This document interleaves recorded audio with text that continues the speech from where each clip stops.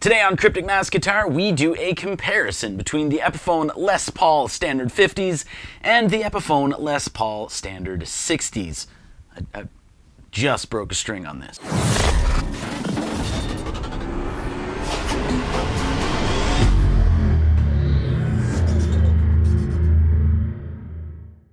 Very quickly, YouTube videos are fantastic. It's a great way of actually seeing and hearing the guitar that you might be looking to purchase in action. Now, the only thing is, it's in someone else's hands with someone else's amp choices, tuning choices, and setting choices, and even choices of what they're going to play.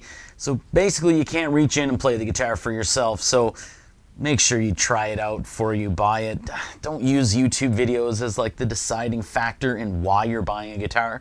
Make sure you go to the store and try it for yourself. And while you're at it, try a whole bunch of other guitars because you never know which one's going to speak to you. But I do have 5 sound samples for you today in 5 different tunings of 5 different amps. And because it is this channel, the last one is a full-on metal sound sample.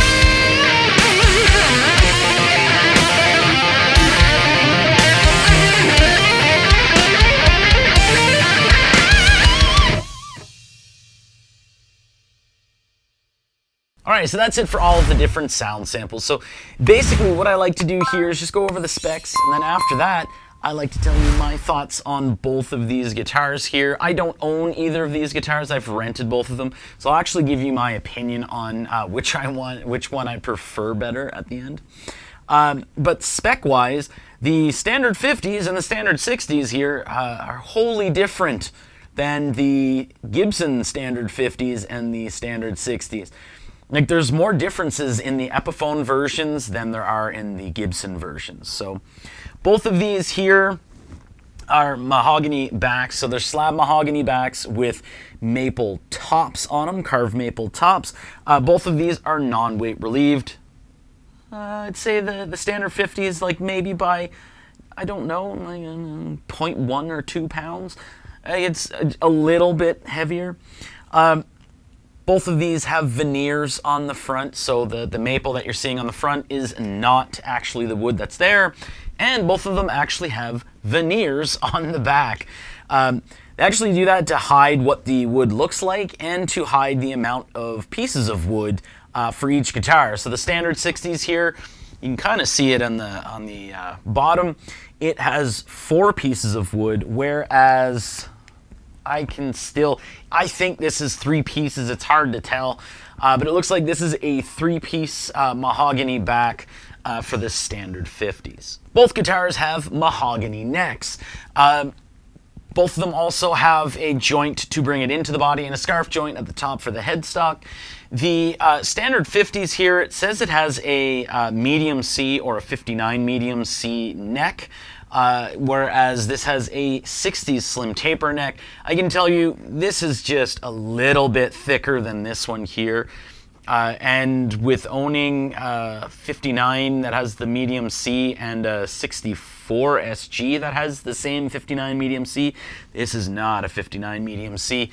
There's a little more girth on the back with just a little more depth here on the sides for a 59, but I can understand what they're going for here, but it's not that really thick neck that's on the standard 50s for the Gibsons. On the front of the headstock, we have the inlaid Epiphone logo with the silk-screened Les Paul model logo. Both of them have that little Bell 3-screw standard truss rod here. Both of these also have Graphtec new bone nuts. The standard 50s has the Epiphone Vintage Deluxe tuners, whereas the standard 60s has the Grover Rotomatic 18-to-1 tuners. Pickup-wise, we have the ProBucker 2 in the bridge on the 50s and the ProBucker 1 in the neck on the 50s.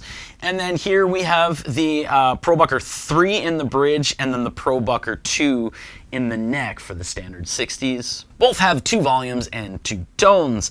The standard 50s, surprisingly so, it has the 50s wiring, and it also has 2 larger capacitors. It looks sort of paper and oil-ish, which is very surprising for this.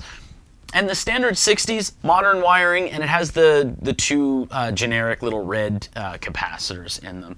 So with that being the case, this is going to be like when you turn down your volume, doesn't really darken the tone, and when you're turning down the tone, it's gonna just mess with the volume level here on the pickups ever so slightly, so it'll be just a little quieter. In some cases, it'll actually clean up a little better. Whereas here, if you start to turn down the volume, the tone starts to darken, but when you turn down the tone, it doesn't really affect the volume too much. Both have the CTS potentiometers, but the thing is here, the potentiometers are soldered, but they're connected via a quick connect. So one benefit there is if you want to switch out for like other Epiphone quick connect pickups, you can do that very easily, no soldering. And the last thing that I'll go over here, both guitars have the Epiphone lock tone bridge, which I do have to say the standard 50s holding up so far. I mean, I've had it for 2 days, but this was buzzing immediately, and every other Epiphone lock tone bridge that I can remember just had some sort of buzz. I think it's just because the screws are the metal and the screws are a little lower quality, but I did have to intonate this one here, and so far, after the 2 days, it's not buzzing yet, so that's a good sign. And of course, both of them have a Laurel fingerboard, but it's not that old Laurel that's all completely white and has that weird cardboardy feel to it. It actually does look like rosewood because they use a different source. It has like little pores in the wood and stuff like that, and you can see a little bit more of the grain and everything. But I know there's like a lot of complaints that I've seen on like Epiphone videos that I've made where it's just like, oh, I hate the Laurel, it feels so cheap. To which, like, I haven't noticed that it feels cheap, but maybe that's just an over time kind of a thing, because usually, like, when I rent these guitars, I have them for like a month at a time, and I'm still playing other guitars, so maybe they don't get enough attention to where, like, you know, a lot of sweat gets in it or something like that, and maybe the wood starts to break down. I'm not quite sure where that it feels cheap kind of comes in. It must be over some time, but let me know in the comments what that actually is for you. Okay, so that's it for all of the specs there. Like I said, I want to give you my opinion on, or my thoughts on both of these guitars, and I'll actually tell you which one I like better, which I generally don't like doing for the simple fact that, especially if it's like a guitar that I own versus a guitar that I've rented, because I don't like showing that favoritism of, oh, I like the one that I bought, because that's just, it's really annoying. Like when you get like Epiphone versus Gibson videos out there, like most of the comments are just, I bought the Gibson, I like the Gibson better, I bought the Gibson, I own 3 Gibsons, or like, you know, I bought the Epiphone, I own 3 Epiphones, and it's kind of like your opinion's skewed, but it could be that you went through the process, right? So it's really hard to tell, but I'll tell you flat out, the standard 50s blowing me away versus the standard 60s. A lot of that has to do with the fact that the bridge here just buzzes like crazy. Now, like if I hit the low E string, oh man, it's buzzing. And as well, this one here, it's the only one that I've ever actually felt on an Epiphone that's like this, but the fret ends are extremely sharp here. Not at all sharp on this one. But again, it's probably just this particular guitar here. But just feature-wise, for this guitar with a slightly thicker neck, I wish it was a little more thicker, or like an actual 59 where like this part here on the neck is maybe protruding out a little more, just a little more girth in it, would definitely be a little more welcome. But the pickups here are fairly decent. There's a little more high-end in comparison to the Gibson version, and a little less of that mid-bite. So it doesn't have all the clarity and definition, but it's not lacking a whole bunch. Like these are not just like really bland pickups. You can make these work all day long. And standard 60s, these are very bland pickups in this. But they're just very reactive without that clarity and full definition that I'd be looking for with this guitar. But the fact that this has the 50s wiring and like upgraded capacitors over the 60s or most other Epiphones, it's just very surprising. So it's nice that, you know what I mean, you still retain a lot of that top end when you're bringing down the volume, or even when you're, you know, messing with the tone here. It's not really taking too much away from the overall top end. So it's very reactive, very musical, highly usable. But the standard 60s, with its slightly thinner neck, would actually more than likely be a little bit more beneficial to a lot of people, because a lot of people do like thinner necks. It's not like super thin. Like, there's not too much difference between both of these necks here. But, like, for me, if this did not have the sharp fret ends, and if it had an upgraded bridge on it, like a Tone Pros or something like that, where it wasn't buzzing, the only thing that I'd be worried about here would be the pickups, because they're very bland. But a lot of people, they will swap out for, like, EMGs or something like that. I mean, I'd be looking at something different just because I did the EMG thing, and I'm not a big fan of them anymore, and that's just up to my preferences. I'd be looking for something passive that has like a little more flatter EQ that's not missing a whole bunch of frequencies, because these pickups here are just very, very, very bland. I'd also be looking to probably swapping this out for 50s wiring and just get some upgraded capacitors. So like resoldering this to like 50s wiring, not hard to do. Upgrading the capacitors, not hard to do, not expensive to do either. So it's just something that, for me, it's just, there's a lot more benefit in it for me, as I do actually use the volume and tone controls, especially in a lead situation. You can just get a lot more control, especially in the middle position, over some of the tones that you're looking to use. Either way, both are great choices. I would highly recommend, if you're trying them out in the store, maybe, you know, talk to one of the workers there. What are they, clerks? One of the musician dudes or dudettes or whatever, and just see if they can bring a little screwdriver over to allow you to actually adjust the action, the stop bar, and the pickup height. Because for the pickups are usually very, very low down stock-wise, and it just seemed that most of the Epiphone guitars that I've played, when they come like from the factory or what have you, they just have really low action. So that might work for you, but it's always good to try things out, and you can get a little more tension with raising the action a little bit, and of course bringing down the stop bar. So thanks for watching.